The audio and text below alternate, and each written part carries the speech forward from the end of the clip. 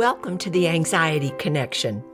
If you've ever struggled with anxiety and are ready to finally get some answers, you've come to the right place. Hi, my name is Wendy Leeds, and I've suffered with anxiety my entire life. Thankfully, I'm also a psychotherapist, and over the years, I've learned a lot about anxiety, where it comes from, and how to manage it. That's what this podcast is all about. So, let's grab a cup of tea and talk about it. It's 2 a.m. You're lying awake, staring at the ceiling, trying to will yourself to sleep, worrying about how you're going to get through the next day if you can't get enough sleep. You keep looking at the clock. You watch the minutes ticking away. Tick, tick, tick. Counting the hours. Someone once told me that insomnia is a great way to improve your math ability because every time you look at the clock, you start calculating how much sleep am I going to get if I fall asleep right now. So, all right, it's 2 a.m. I have to get up at 7. So, all right, I can still get 5 hours of sleep if I fall asleep right now. But of course, that's the problem.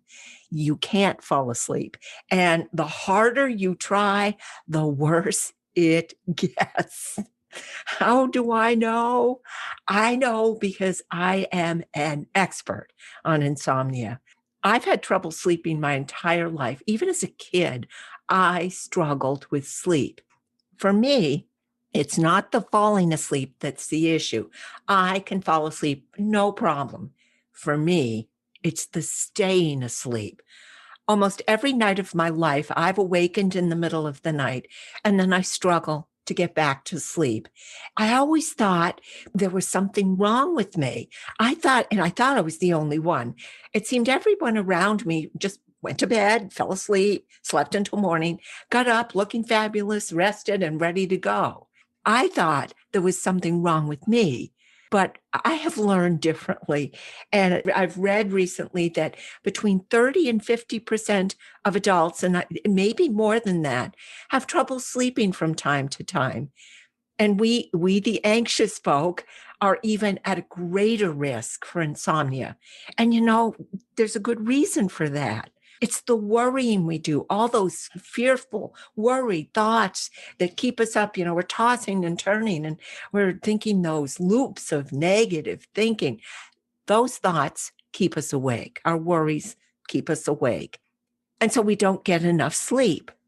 And not getting enough sleep can, wait for this, not getting enough sleep causes anxiety. And if you're extra anxious, it can make your anxiety worse.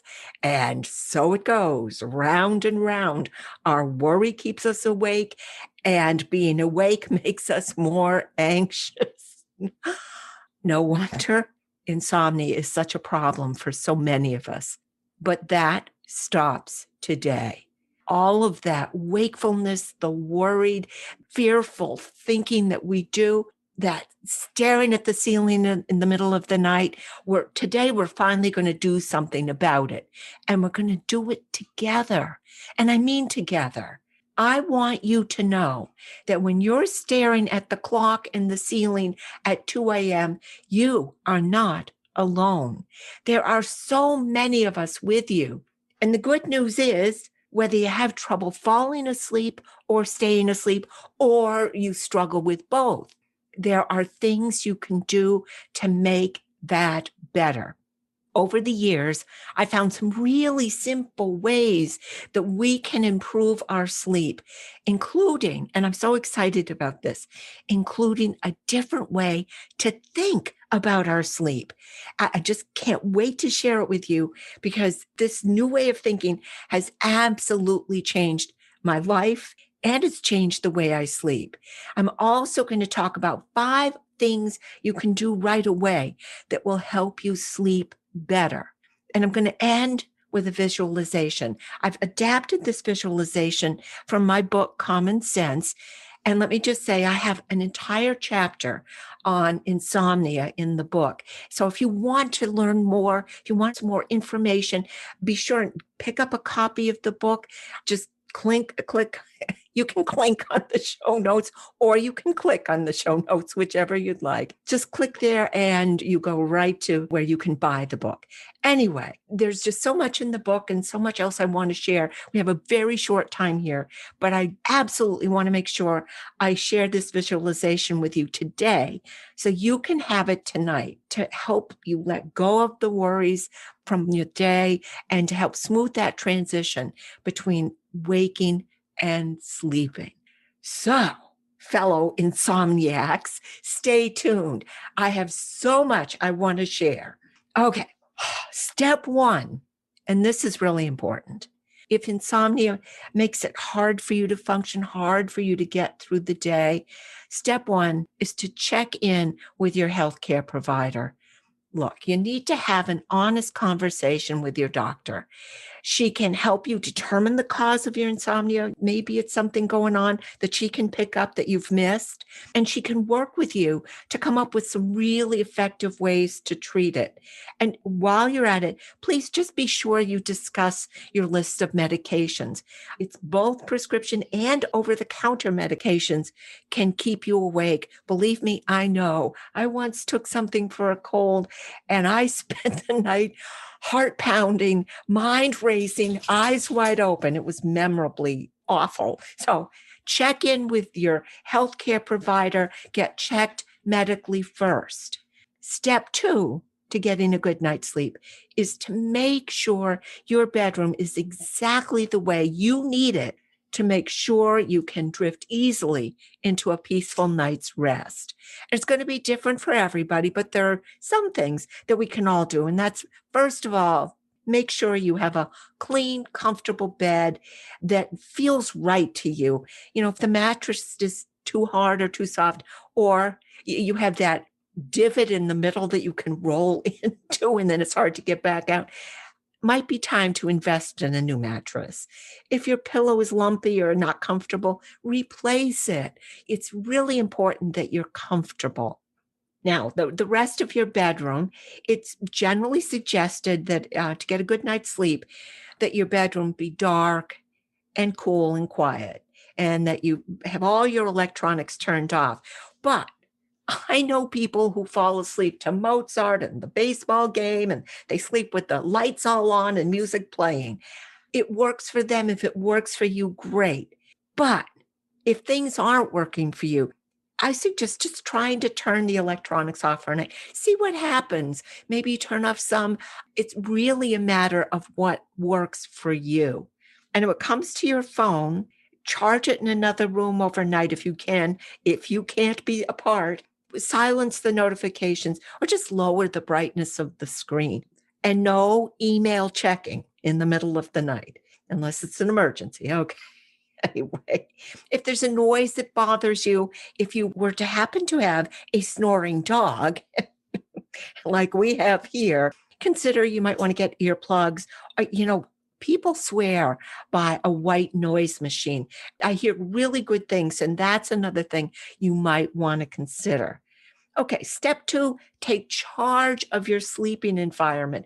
Make it work for you. It's really important to have a comfortable place to get your rest. Step three is to take a look at what you're doing throughout the day and maybe make a few changes, because a little thing can make a big difference when it comes to sleep. And a good night's sleep really depends on the things you do during the day. First of all, it's really important to get some exercise and some fresh air if you can. You don't have to run a marathon. You don't have to put on spandex. Just go for a walk. Just step outside during the day. Those two things go a long way to making sure you get a good night's sleep. Eat well during the day, eat sensibly, but try not to eat too much at night. Haven't we all sat up wishing we had not had that third bowl of ice cream or whatever? A heavy meal at the end of the day, especially one with fried or greasy foods, can keep you up. And so can caffeine.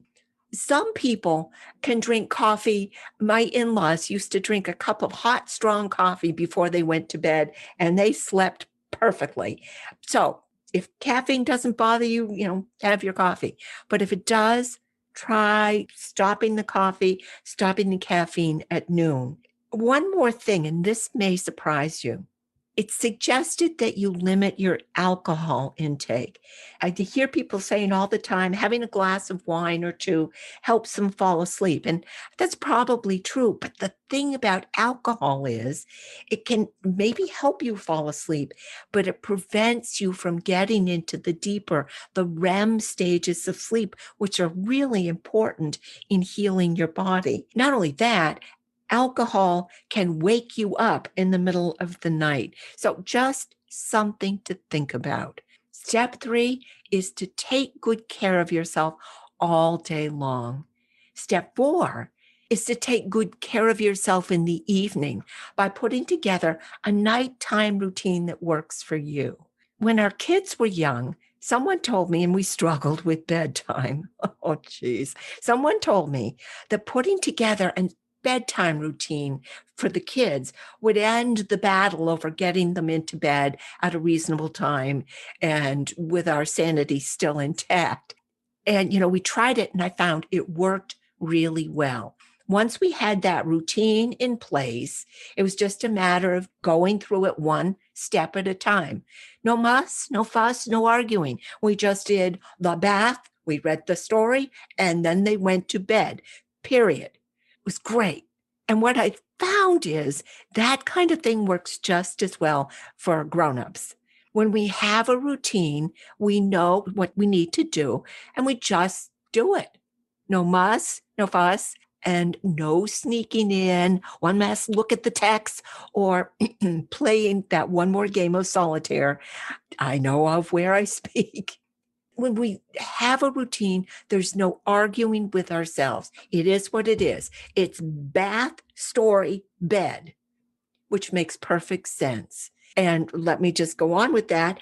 Having a warm bath or shower can be a really soothing part of your bedtime routine and a great place to start. You have your bath, you have your shower, maybe you sip a cup of herb tea, chamomile, mint tea can be very relaxing.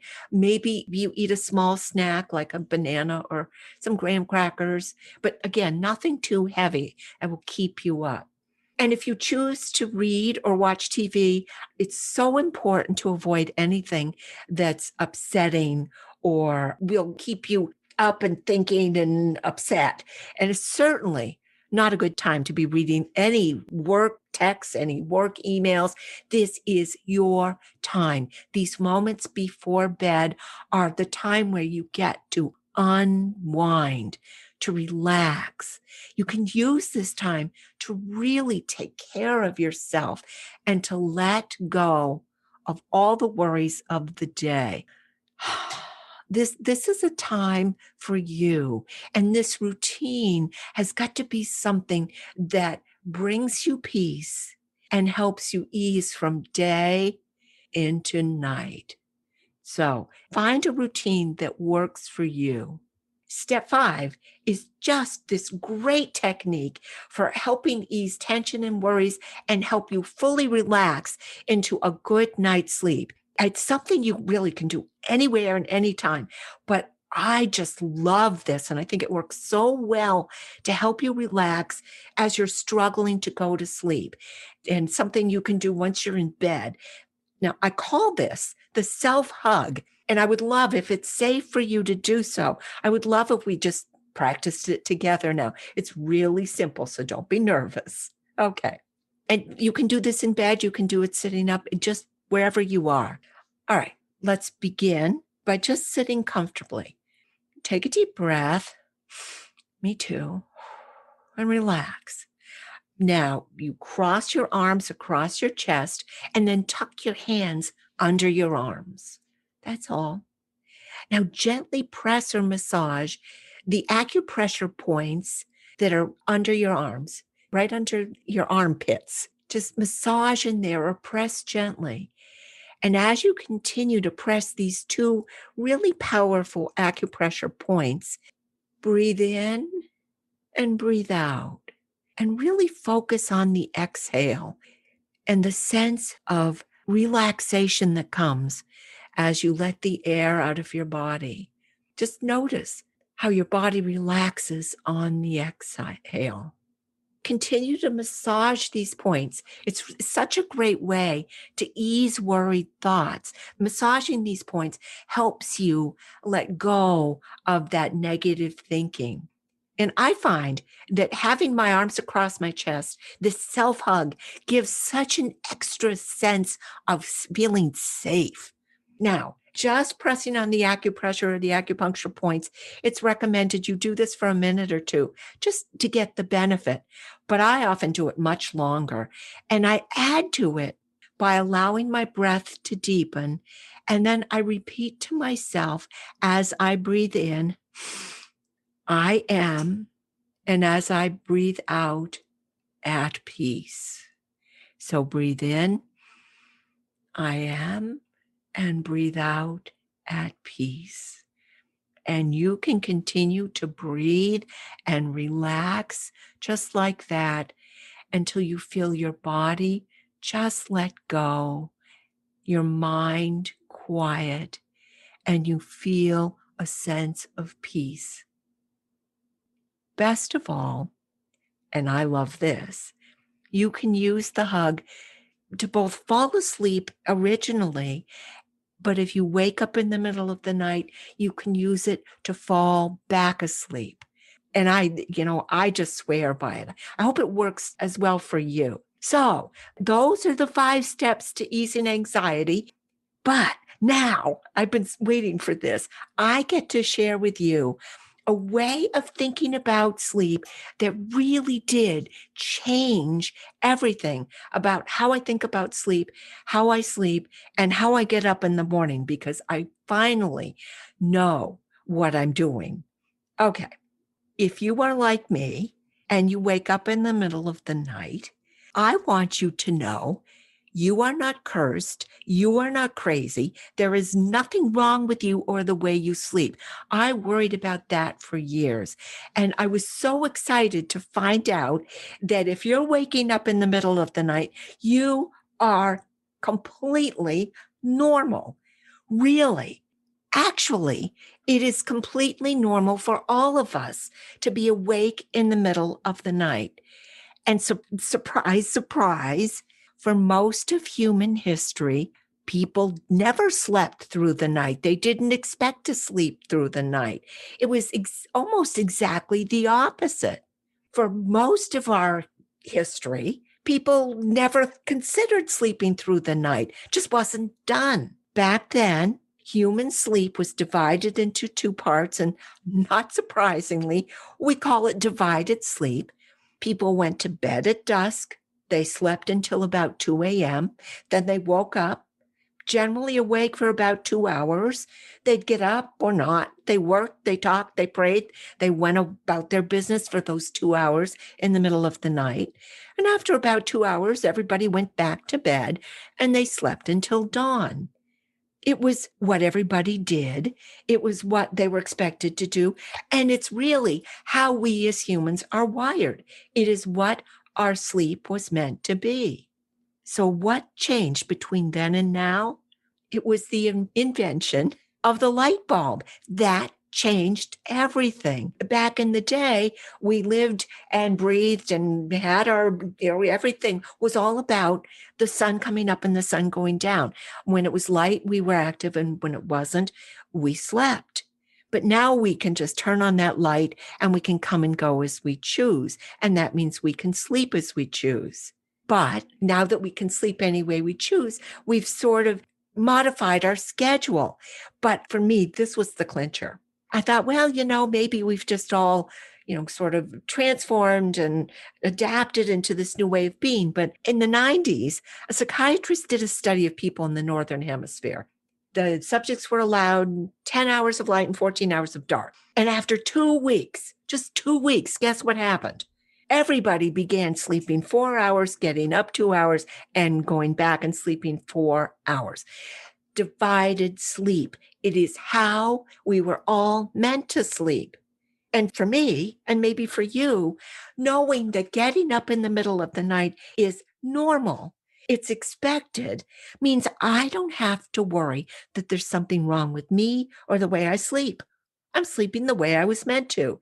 And that has allowed me to just accept it.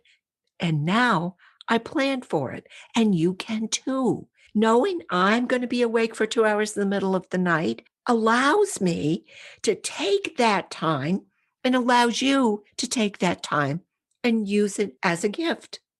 It's quality time we can use any way we want to do to think, to meditate, we can use this time as a gift. We're alone. We can think our thoughts in peace. So let me challenge you. How about it? How could you use this gift of this private, special time in a way that makes your life better? Maybe you could remember like the best day ever. Just remember all the details, or the fun you had on vacation, or the time you spent traveling in Europe.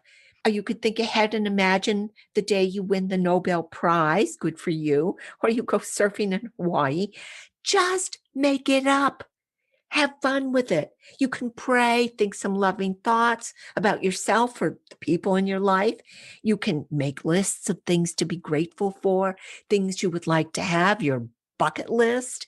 Tell yourself jokes, make yourself laugh. Imagine your perfect job as an astronaut or a sous chef, whatever. You can use this time to practice affirmations or to meditate or to just have a moment to yourself, your time. It's like a bonus that you get for just being you. Yay. For me, that changed everything. And do hear this. This is not a time for worrying. No fair lying awake, worrying and getting into those loops of negative thinking. If you even start to thinking about an anxious thought, get up and go do something that's quiet or relaxing. Distract yourself. It just does you no good to lie in bed worrying. Work on a puzzle, knit, go out and look at the stars, read a good book, do something peaceful and relaxing. No fair checking email or looking at the news, just something that brings you peace. And when you feel relaxed and drowsy, you can go back to bed again. But this is not a time for worry.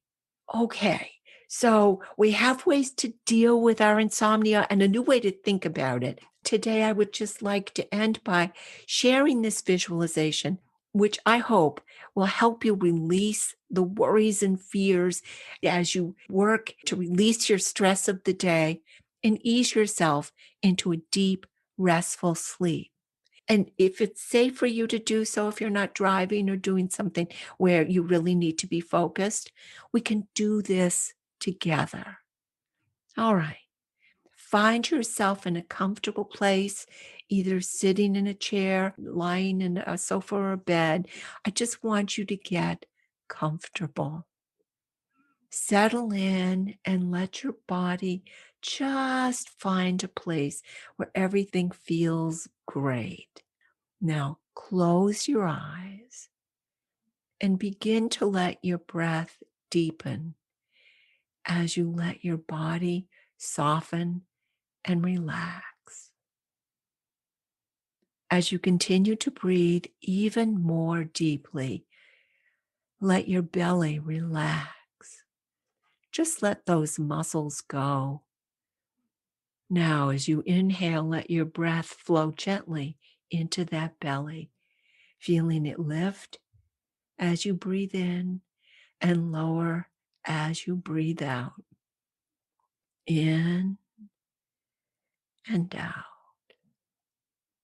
As you continue to breathe even more deeply, let your head relax and feel yourself sinking into that chair or that bed. Let your shoulders relax. Let your spine, your arms, and your legs relax. Let your jaw go. Feel your tongue relax and your eyes soften. Let the tension drain completely from your body. Know that you are safe here in this moment. There's nowhere else you should be. There's nothing else you should be doing. This moment is just for you. Keep breathing in and out. Feel the peace throughout your body. Now, imagine there's some fear or worry left over from the day that you're still carrying with you. Imagine this fear is like a black rock that's somewhere inside your body. As you continue to breathe in and out, notice where you can feel that rock in your body. Take a moment and find it. Maybe it's in your chest or your belly. Maybe it's in your shoulders or in your head, just behind your forehead. Wherever it is, just notice it. Notice how big it is. How much space does it take up? What's its texture?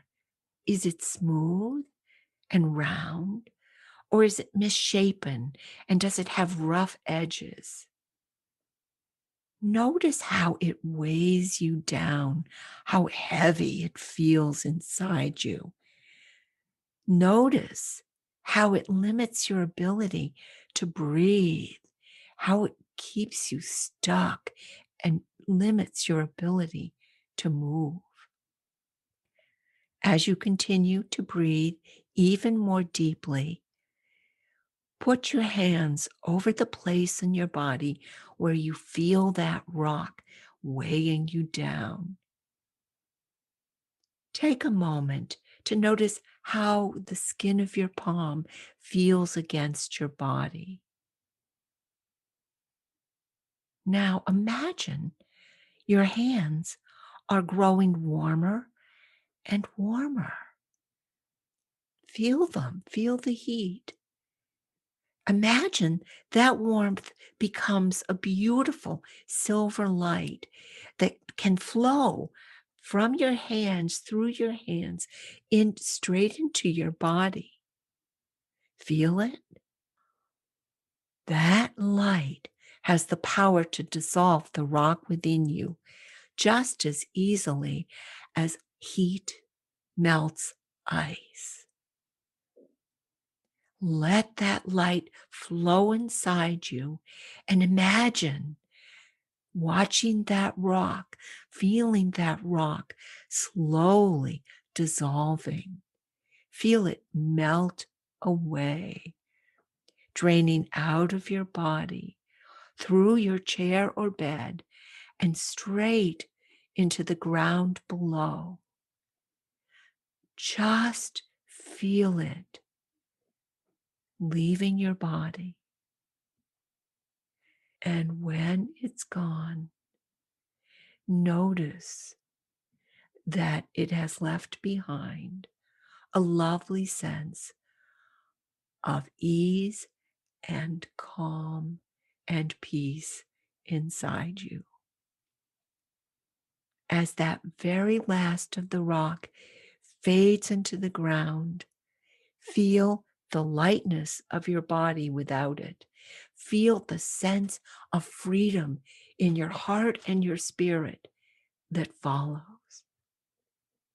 Take a moment to enjoy that sense of freedom, of being free from any care or worry. Feel that amazing stillness and calm inside. As you continue to breathe ever more deeply, allow yourself to sink into that feeling of relaxation and calm. You are safe, you are free, and you are feeling ready to sink even more deeply into a peaceful night's sleep. Be at peace.